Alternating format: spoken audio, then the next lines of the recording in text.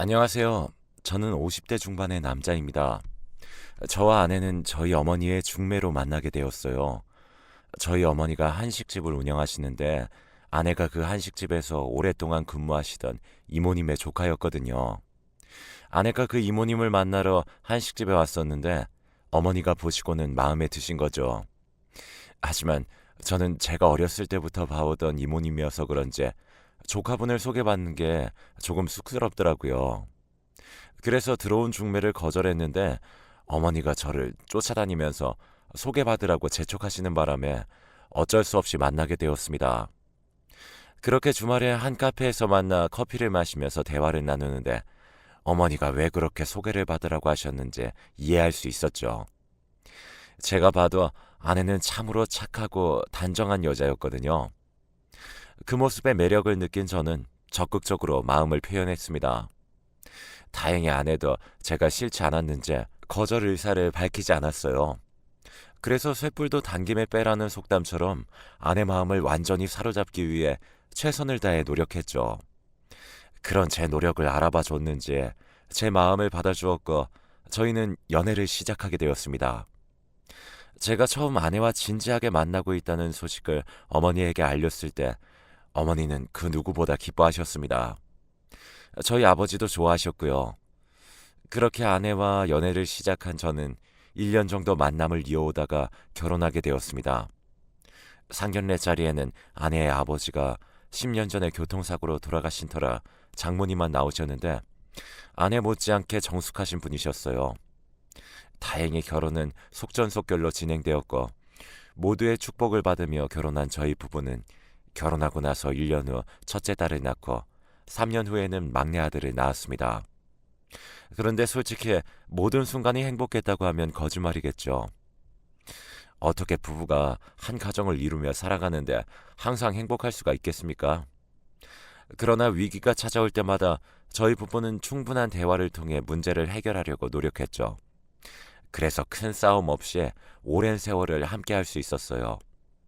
그리고 저희 부부가 그리 살 수 있었던 것은 아내 덕이 컸습니다. 저는 워낙 다혈질이라 차분하게 대화하는 것을 어려워했거든요. 하지만 아내는 제 성격과 180도로 다른 성격이어서 조근조근 대화하는 것이 가능했죠. 그러다 보니 화가 나면 바로 표출했던 제 성격이 아내 때문에 조금씩 변화되더라고요. 항상 저한테 성질 좀 죽이라고 해도 그 누구의 말도 듣지 않았는데 아내를 만나고서부터 제가 이렇게 변한 것을 보고 저희 어머니도 좋아하셨죠. 그런데 그런 제 성격까지 변화시킨 저희 아내와 결혼하고 나서 알게 된 사실이 하나 있었는데 그것은 바로 장모님이 건물주라는 것이었어요. 서울 강남 쪽에 지하 1층, 지상 5층짜리 건물이 하나 있는데 그게 장모님 명의라는 것이었죠. 결혼한 지 6개월쯤에 아내가 그 사실을 조심스럽게 말해줬는데 저는 그동안 장모님이 평범한 전업주부인 줄만 알았던 터라 놀라움을 감추지 못했습니다. 만약 아내가 장모님이 결혼 전에 함께 살던 집이 으리으리했거나 아내가 평소에 사치를 부렸다면 그다지 놀라지 않았을지도 몰라요. 그런데 아내와 장모님이 살던 집은 소박했거든요. 그렇게 크지도 작지도 않은 집이었죠. 게다가 아내는 사치라는 것을 전혀 모르는 사람이었어요. 비싼 명품 가방을 가지고 있지도 않았고요. 제가 결혼 선물로 명품 가방을 사준다고 해도 차라리 그 돈으로 신혼여행에 더 보태자고 하던 사람이었으니까요. 저는 너무 놀라서 아내한테 장모님이 어떻게 건물주가 될 수 있었냐고 물었습니다.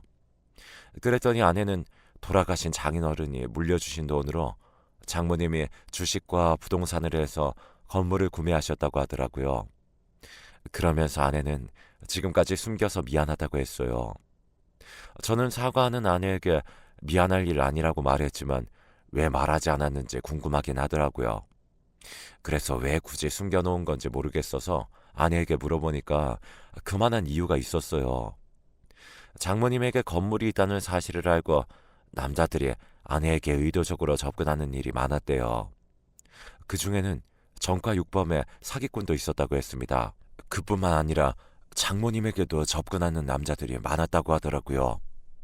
그래서 이러다가 아내가 범죄에 노출될지도 모른다는 생각에 장모님은 일부러 더 검소한 삶을 사셨던 거죠. 아내는 혹시나 하는 마음에 사람들에게 그 사실을 말하지 않았고요. 세상이 워낙 흉흉하다 보니까 본의 아니게 말하지 않은 거였어요. 그리고 저는 굳이 장모님 건물을 욕심내지도 않았죠.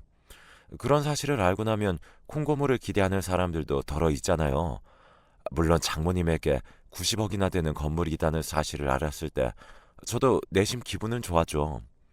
하지만 제 것도 아닌 것을 욕심부려서 못난 사람은 되고 싶지 않았어요.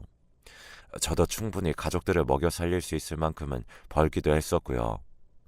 그래서 저는 단지 저의 가족이 금전적인 문제 없이 계속해서 행복하게 살 수 있을 거라 생각했습니다. 하지만 모두 저의 착각이었다는 사실을 뼈저리게 느끼게 되었죠. 그날은 금요일이었는데 아내의 동창 모임이 있었어요. 그래서 제가 일찍 퇴근해서 저녁을 준비하는데 아이들이 피자를 먹자고 하더라고요. 피자나 햄버거 같은 음식이 몸에 좋지 않다는 이유로 아내가 아이들한테 잘 사주지 않거든요. 근데 엄마가 없으니까 아이들이 피자를 먹자고 조른 거죠. 저는 아내 눈치가 보이긴 했지만 아이들이 먹고 싶다고 하니까 시켜서 먹었어요. 그리고 나서 아이들은 각자 자기 방으로 들어가서 잠을 자고 저는 거실에서 텔레비전을 보면서 아내를 기다렸죠. 그런데 동창 모임이 꽤 즐거운지 아내가 밤 12시가 넘도록 집에 오지 않더군요. 슬슬 걱정이 되어서 저는 아내에게 전화를 했습니다. 하지만 받지 않았어요. 그러다가 새벽 1시가 넘어가니까 점점 화가 나기 시작하더라고요. 아내가 분명 아무리 늦어도 새벽 1시까지는 들어온다고 했었거든요. 그래서 다시 아내에게 전화했지만 아내는 여전히 받지 않았어요. 저는 들어오기만 해봐라 하는 생각으로 화를 애써 눌러 참고 아내를 기다렸습니다. 그런데 모르는 번호로 전화가 오기 시작했습니다. 그래서 전화를 받았더니 땡땡땡씨 보호자 되시나요? 라고 하면서 아내 이름을 말하더라고요. 그래서 제가 맞다고 어디시냐고 물었더니 병원이래요. 그러면서 저에게 아주 충격적인 소식을 전했습니다. 아내가 새벽에 음주운전 차량에 치여서 응급실에 실려왔대요. 그리고 바로 응급수술에 들어갔지만 출혈이 너무 심해서 손 쓸 방법이 없었다고 했죠. 저는 그 말을 듣고 그게 대체 무슨 말이냐고 물었습니다. 그러자 착잡한 목소리로 제 아내가 사망했다고 하는 게 아니겠어요. 말도 안 되는 소리라고 생각했어요.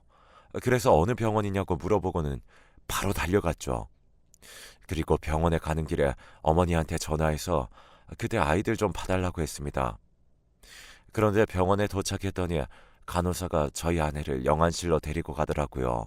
제가 왜 아내를 여기로 데리고 가려고 하냐고 우리 아내는 어디 있냐고 소리쳤더니 다시 한번 저희가 아내가 사망했다고 말했어요. 영안실에 가서 확인했는데 정말 제 아내가 맞더군요. 가슴이 무너져 내린 저는 말로는 다 표현이 안 될 정도의 고통이었습니다. 몸이 다 찢겨져 나가는 것 같았어요. 그래서 바로 그 자리에 주저앉아 오열했습니다. 하지만 아무리 울어도 세상을 떠난 아내는 깨어나지 않았습니다. 그래서 병원 직원이 저에게 장례 절차에 관해서 설명해 주는데 어떤 말도 저에게 들려오지 않았죠. 그런 제 상태를 인지했는지 직원이 다른 가족들에겐 아직 연락하지 않았냐고 묻더라고요. 그리고 그 순간 아이들을 보고 있었던 어머니께 연락이 왔고 저는 울면서 어머니에게 아내가 세상을 떠났다는 소식을 전했습니다. 그리고 나서 바로 장모님에게도 이 사실을 알렸죠. 제 말을 듣자마자 한숨에 달려오신 장모님은 아내의 시신을 확인하자마자 기절하셨어요. 그리고 그 어떤 것도 할 수 없었던 저와 장모님을 대신해서 아내의 외삼촌이 장례 준비를 도와주었습니다. 저희 어머니는 아이들을 데리고 장례식장에 와주셨고요. 아직 초등학생인 아이들이 상복을 입고 빈소를 지키는데 참 아직도 그때를 떠올리면 저도 이렇게 목이 메어오는데 장인어른과 외동딸을 모두 교통사고로 잃어버리신 장모님의 심정은 어떻겠습니까? 장모님은 장례식을 진행하는 내내 제대로 움직이지도 못하셨어요. 당연히 잠도 주무시지 못하고 밥도 제대로 드시지 못하셨죠. 저 역시 마찬가지였고요. 그렇게 먼 정신으로 장례를 치르고 49제까지 지낸 후에 아내의 사망 신고를 했습니다. 사망 신고를 함으로써 아내가 이 세상 사람이 아니라는 사실에 실감이 나더라고요. 동시에 앞으로 저 혼자서 아이들을 키워야 한다는 현실도 실감이 났죠. 저는 일을 해야 했기 때문에 오로지 아이들과 함께 있을 수 없었어요. 그래서 저희 어머니에게 아이들을 맡겼습니다. 감사하게도 어머니는 운영하시던 한정식집을 저희 삼촌에게 맡기고 대신 아이들을 봐주셨죠. 그리고 장모님은 그동안 병원에 오고 가며 치료를 받으셨어요. 외동딸을 잃은 슬픔을 도저히 견뎌낼 수 없었는지 49제 후에 병을 얻으셨거든요. 큰 병은 아니어서 그나마 다행스러운 일이었죠. 장모님은 아내가 떠난 지 1년 후에 다시 정신을 차리셨습니다. 그리고 어머니와 번갈아 가면서 저희 아이들을 봐주셨어요. 할머니, 외할머니를 오고 가며 돌봄받는 아이들이 안쓰러웠지만 생계를 책임지려면 어쩔 수가 없었죠. 그래도 큰딸이 중학생이 되고 나서부터 동생을 잘 돌봐줬어요. 제가 큰딸한테 이제부터 동생한테 네가 엄마가 되어줘야 한다 했더니 책임감을 느끼고 동생을 잘 챙기더라고요. 엄마를 일찍 잃어서 그런지 큰딸은 또래에 비해서 성숙했습니다. 애가 14살 때 웬만한 집안일은 다 할 수 있게 되었으니 말 다 한 거죠. 그런 큰딸에게 저는 너무나 미안했어요. 다른 친구들처럼 그저 해맑게 지내도 모자랄 판인데 공부하면서 동생까지 챙겨야 했으니 돌이켜 생각해보면 제가 아빠로서 자격이 부족했나 봐요. 저는 아이들이 혹여나 엄마를 잃고 나서 삐뚤어지면 어쩌지 걱정을 많이 했어요.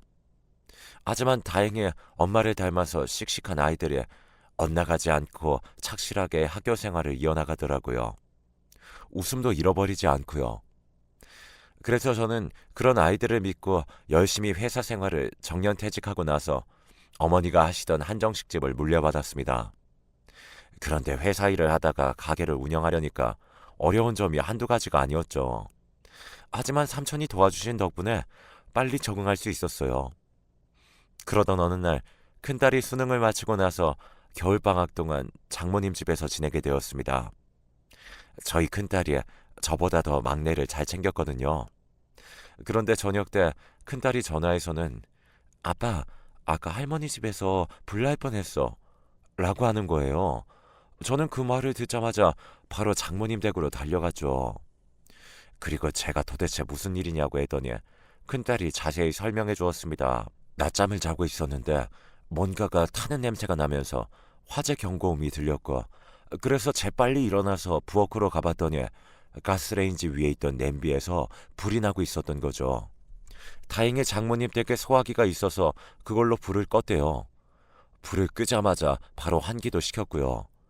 그런데 그러고 나서 큰딸이 장모님을 찾았는데 집안 어디에도 장모님이 보이지 않았다고 했습니다.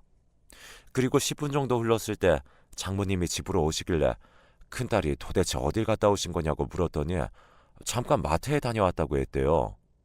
그 말을 듣고 큰딸이 할머니 가스레인지 위에 냄비 올려뒀어 라고 했더니 장모님은 그제야 생각이 나셨는지 소스라치게 놀라면서 깜빡했다고 대답했다고 했습니다. 큰딸은 그 사실을 저에게 전하면서 이제 외할머니도 나이 들으셨나 봐. 요즘 계속 깜빡하는 일이 많이 있으셔 라고 했어요. 큰딸의 그 말을 들으니까 마음이 좋지 않더라고요. 제가 나이 먹는 것만 생각했지 장모님이나 저희 부모님 나이 먹는 것은 생각하지 못했거든요. 그래서 앞으로 장모님과 부모님에게 더 잘해야겠다고 생각했죠. 부모님과 장모님에게 홍삼이랑 영양제도 사드리고요. 그런데 그런 일이 있고 나서 한 달 후쯤인가 장모님이 평일 저녁에 집으로 오라고 하셨습니다. 저는 한정식집을 직원들에게 맡기고 장모님 댁으로 향했죠. 가서 장모님과 오랜만에 단둘이 저녁을 먹고 차도 한잔 했는데 갑자기 장모님이 저한테 재혼할 생각은 아예 없는 거야? 라고 물어보셨어요. 제가 그 말을 듣고 장모님에게 갑자기 왜 그런 걸 물어보세요? 라고 했더니 아직 50대밖에 안 됐는데 평생 혼자 살 건가 궁금해서 물어보는 거야. 라고 하시더라고요. 그 말에 저는 전 재혼할 생각 없어요. 평생 아이들만 보면서 살 겁니다. 라고 대답했죠. 그랬더니 장모님이 아이들이 시집 장가 가고 나면 그 다음에는 뭐 할 거냐고 다시 물어보시더라고요. 그래서 그때도 귀농해서 살 거라고 했는데 제 말을 모두 들으신 장모님은 착잡한 표정으로 알겠다고 하셨습니다. 저는 그 표정을 보고 장모님에게 제가 재혼했으면 하세요? 라고 물었죠. 그랬더니 내가 그러라고 하면 그럴 것도 아니잖아. 라고 하시더군요. 그런데 재혼 생각은 장모님만 하시는 게 아니었죠. 그리고 나서 일주일 후에 저희 어머니도 저에게 재혼할 생각이 없냐고 물어보셨습니다. 이번에도 생각 없다고 말씀드렸더니 자신이 괜찮은 여자를 소개해 줄 테니까 한번 만나보라고 하시더라고요. 제가 그럴 생각 없다고 다시 한번 강하게 말씀드렸는데도 그냥 만나서 차라도 한잔 하라고 하셨습니다. 그런데 계속해서 그러시니까 짜증이 나더라고요. 그래서 어머니에게 내가 알아서 할 테니까 제발 신경 끄세요. 라면서 화를 냈어요. 그런데도 어머니는 포기하지 않으셨어요. 큰딸한테도 그 이야기를 했는지 큰딸이 어느 날 저한테 와서 자기랑 동생을 신경 쓰지 말고 언제든지 재혼하라고 하더라고요. 제가 큰딸한테 혹시 할머니가 시키더니? 라고 물었더니 할머니가 시킨 건 맞는데 나도 할머니랑 같은 입장이야.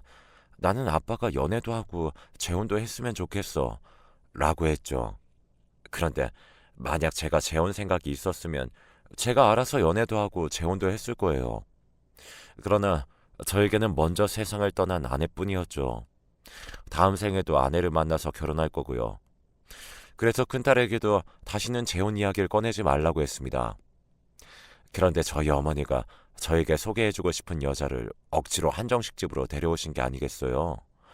한창 바쁘게 일하고 나서 잠시 쉬고 있는데 어머님이 어떤 여자랑 같이 오시더라고요. 손님을 데리고 온 줄 알았는데 알고 보니 제 맞선 상대였죠. 하지만 문전박대하는 건 예의가 아닌 것 같아서 근처 카페에서 차 한잔하면서 대화를 나눴습니다. 그런데 어머니가 소개해준 분이 좋은 사람인 건 알겠어요. 하지만 그렇다고 해서 만나고 싶진 않았죠. 그래서 그 여자에게 아직은 누굴 만날 생각이 없다고 죄송하다고 정중하게 사과를 드렸습니다. 그랬더니 여자분이 웃으시면서 그럼 가끔씩 만나서 밥 먹고 차도 마시는 친구로 지내자고 하더라고요. 그래서 곰곰이 생각해보다가 알겠다고 대답을 했죠. 그런데 제가 여자를 소개받은 걸 어떻게 아셨는지 장모님이 저한테 물어보셨어요. 만난 여자는 어떠냐고요. 저는 솔직하게 좋은 사람인 것 같았지만 아직 누굴 만날 생각은 없어서 친구로 지내기로 했다고 했죠. 그러자 장모님이 약간 차가운 말투로 그래서 우리 딸보다 좋은 여자 같나? 라고 물어보시는 거예요. 그 말에 장모님에게 그럴 리가 있겠냐고 저한테는 아내가 가장 좋은 여자라고 했는데도 장모님은 이렇게 말씀하셨어요. 재혼 생각 없다더니 거짓말이었나 보네. 죽은 우리 딸만 불쌍하지. 사실 좀 황당했습니다. 저에게 은근슬쩍 여자 있으면 재혼하라는 식으로 말씀하실 땐 언제고 갑자기 태도를 바꾸시는 게 도무지 이해가 가지 않았어요. 아마도 막상 제가 여자를 소개받으니까 서운해서 그런다고 생각했죠. 그래서 장모님의 서운함을 풀어드리려고 저는 나름대로 노력을 했어요. 그런데 그날 이후로 장모님은 계속해서 그 여자랑 연락하고 있는지 계속 만남을 이어가고 있는지 물어보셨죠. 제가 친구로 지내고 있다고 말씀드려도 남녀 사이에 친구가 어딨냐고 하면서 못마땅하다는 식으로 말씀하셨어요. 그래서 저는 하도 그러시니까 장모님께 아예 대놓고 그 여자 만나는 거 마음에 들지 않으시면 만나지 않겠다고 말씀드렸습니다. 그랬더니 갑자기 화를 버럭 내시면서 내가 그렇게 치사한 사람인 줄 아냐고 하시는 게 아니겠어요. 장모님이 이래도 뭐라고 하시고 저래도 뭐라고 하시니까 어떻게 해야 할지 모르겠더라고요. 조금 억울하기도 했고요. 그러나 장모님은 그런 제 심정을 전혀 알아주지 않으시고는 갑자기 저한테 이제 앞으로 우리 집에 찾아오지 말게. 나한테 연락도 하지 말고. 라고 하셨습니다. 도대체 왜 이러시냐고 물어봐도 대답도 안 해주시고 그냥 찾아오지 말라고 하셨죠. 그리고 그 뒤로 실제로 제 전화는 일절 받지 않으셨어요. 제가 집으로 찾아가도 문도 열어주지 않으시고요. 장모님이 매정하게 구니까 저도 화가 나더군요. 그래서 장모님이 원하는 대로 더는 찾아가지 않았습니다. 전화도 하지 않았고요. 그렇게 약 3달 정도 지났을까요? 저녁에 친구들이랑 오랜만에 약속이 있어서 점심시간 끝나고 집으로 갔습니다. 그런데 누군가가 저희 집 앞에 웅크린 채 앉아있는 거예요. 추운 겨울이었는데 천조가리만 걸친 채 말이에요. 심지어 신발도 신지 않고 있었어요. 그래서 무슨 일이지 생각하면서 그 사람에게 가까이 다가갔는데 저는 얼굴을 확인하고는 놀라 뒤로 자빠질 뻔했습니다. 왜냐하면 저희 집 앞에 웅크리고 있던 그 사람이 바로 장모님이셨거든요.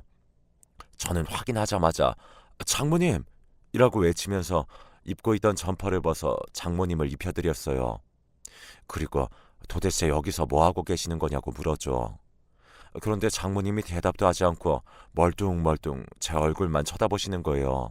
저는 그런 장모님한테 다시 한 번 더 여기서 왜 이러고 계시냐고 물었죠. 그러자 장모님이 해맑게 웃으시면서 아저씨 누구야? 라고 하시는 게 아니겠어요. 저는 너무 놀라서 장모님에게 장모님, 저 모르시겠어요? 라고 했습니다. 그런데 장모님은 정말로 저를 못 알아보시는 것 같았죠. 그래서 저는 일단 장모님을 모시고 저희 집으로 들어왔어요. 그리고 바로 아내의 외삼촌에게 전화를 걸었죠. 그랬더니 외삼촌께서 안 그래도 계속 가족들이랑 장모님을 찾고 있었다면서 바로 데리러 오시겠다고 했습니다. 그리고 30분 후에 외삼촌이 집으로 오셨는데 장모님은 자신의 남동생도 기억하지 못하셨죠. 저는 그 모습을 보면서 외삼촌에게 이게 도대체 어떻게 된 일인지 물었어요. 그러자 외삼촌이 울먹거리면서 말씀하셨죠. 장모님이 치매라고요. 그러면서 제가 그동안 모르고 있었던 숨겨진 진실을 말씀하시기 시작했습니다. 이미 1년 전에 장모님이 치매 판정을 받으셨대요. 그런데도 저에게는 알리지 말라고 하신 거죠. 물론 저희 아이들에게도요. 장모님이 예전에 가스레인지에 냄비를 올려놓고 마트에 가셨던 것도 치매 때문이었어요. 외삼촌 말로는 저와 연락을 끊은 그 3달 동안 장모님 치매 증상이 급격히 나빠졌대요. 그래서 이제는 아예 가족들을 알아보지도 못하신다고 하셨죠. 저는 그런 장모님이 어떻게 저희 집 앞에 웅크리고 계셨는지 놀랐어요. 그래서 장모님이 어떻게 저희 집을 기억하신 건지 물었더니 외삼촌이 눈물을 흘리시면서 다 기억 못해도 애지중지하던 사위집은 기억했나 보네 라고 하셨죠. 그 말을 듣는 순간 저는 눈물이 봇물 터지듯 터져나왔습니다. 저는 저를 알아보지 못하는 장모님을 끌어안고 오열했습니다. 장모님은 저를 기억하지 못하셔도 우는 저를 보면서 아저씨 울면 나도 슬퍼 라고 하셨죠. 외삼촌이 장모님을 모시고 간 후에도 저는 한동안 울었어요. 약속도 취소하고 방에만 틀어박혀서 오열했습니다. 그러다가 아이들에게 모든 사실을 알렸죠. 아이들 역시 사실을 알고 많이 슬퍼했어요. 저희 부모님께도 장모님 소식을 말씀드렸습니다. 그런데 제 말을 들은 어머니가 눈물을 흘리면서 이미 알고 있었어 라고 하시더라고요. 제가 어머니한테 이미 알고 계셨다고요? 라고 물었더니 3달 전에 장모님이 어머니를 찾아와서 사실을 알리면서 부탁하셨었대요. 제가 아내를 잊고 새 출발을 할 수 있게 도와달라고요.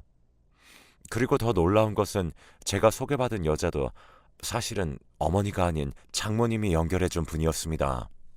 장모님이 참한 여자가 있는데 저에게 소개해주고 싶다면서 대신 어머니가 소개해주는 걸로 해달라고 하셨대요.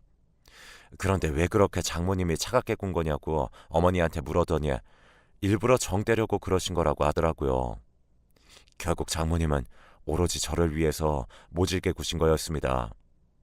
제가 새로운 여자를 만나서 행복한 가정을 꾸릴 수 있도록 도와주고 싶어서요. 그런 장모님 마음도 모르고 그동안 속 좁게 굴었으니 너무 죄송해서 아무 말도 할 수가 없더군요. 모든 사실을 알고 나서 다시 장모님 댁으로 찾아뵀는데 장모님은 여전히 저를 못 알아보셨어요. 그리고 외삼촌이 장모님은 다음 달쯤에 요양원으로 모실 거라고 말씀하셨죠. 사실 본인은 그러고 싶지 않았는데 장모님이 부탁하셨었대요. 자신이 정신을 잃으면 제발 요양원으로 보내달라고요. 하지만 저는 아무리 장모님 부탁이었다고 해도 요양원에 보내고 싶지 않았습니다. 그래서 제가 대신 돌봐드리겠다고 했어요. 외삼촌께서는 치매 간병은 아무나 못하는 거라고 하셨는데 제가 그렇게 하겠다고 했습니다. 그 이후로 저는 장모님과 한 집에 살면서 장모님을 간병했어요. 한정식 집은 삼촌에게 모두 맡기고 오로지 장모님만 돌봤죠. 물론 외삼촌 말씀대로 쉬운 일이 아니더라고요. 그래서 저도 가끔은 보호사의 도움을 받았습니다. 그리고 장모님은 그렇게 저와 함께 지내시다가 작년 가을에 돌아가셨어요. 그런데 장모님이 돌아가시기 3일 전쯤에 갑자기 기억을 찾으셨습니다. 그때 장모님은 눈물을 흘리시면서 정말 미안하다고 하셨습니다. 그리고 이제라도 자신을 요양원으로 보내라고 말도 하셨죠. 하지만 거절했어요. 제가 좋아서 하는 거니까 마음 편히 계시라는 말씀을 드렸죠. 장모님은 아주 편안하게 주무시듯이 가셨습니다. 돌아가시기 바로 전날에는 가족들과 즐겁게 저녁 식사도 하셨고요.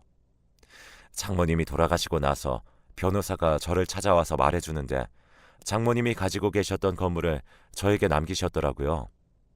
받고 싶지 않아서 거절했는데 변호사가 장모님 유언이니까 꼭 받아야 한다고 했습니다. 다른 가족들도 반대하지 않고 모두 제가 받아야 한다고 말해줬고요. 그래서 감사한 마음으로 장모님이 남겨주신 건물을 받았습니다. 현재 장모님이 소개해주신 여자분과는 아직도 친구처럼 잘 지내고 있어요. 사람 관계는 모르는 거라 친구처럼 지내다가 이성적인 감정이 될 수도 있겠죠. 하지만 아직은 시기상조라는 생각이 드네요. 아이들도 다 잘 지내고 있습니다. 다행히 부모님도 모두 건강하시고요. 저는 여전히 장모님이 그리워요. 물론 아내도요. 아내와 장모님이 조금만 더 내 곁에서 행복하게 있었으면 좋았을 거라는 아쉬움도 이어졌고요. 하지만 저를 아껴주셨던 장모님을 생각해서 씩씩하게 살아가려고요. 너무 슬퍼만 하지 않고 이 슬픔을 이겨내면서 살아가려고 노력 중입니다.